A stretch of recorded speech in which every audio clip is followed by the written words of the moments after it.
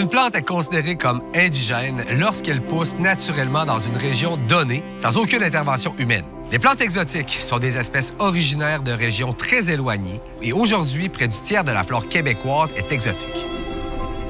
Les espèces envahissantes, quant à elles, sont des espèces indigènes ou exotiques qui sont capables de coloniser rapidement un habitat et de devenir l'espèce dominante de celui-ci.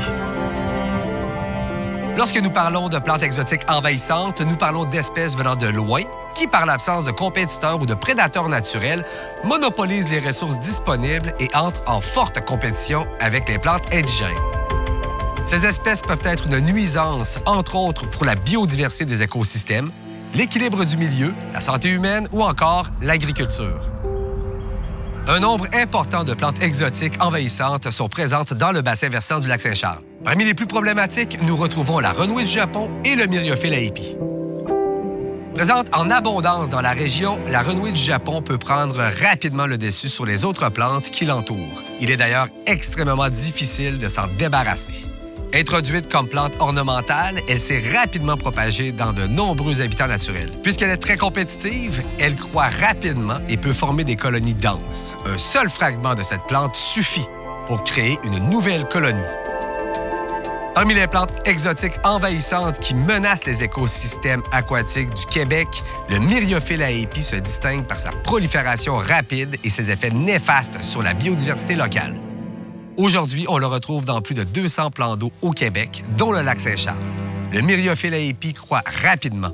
Un seul petit fragment de tige peut prendre racine et former un nouveau plant.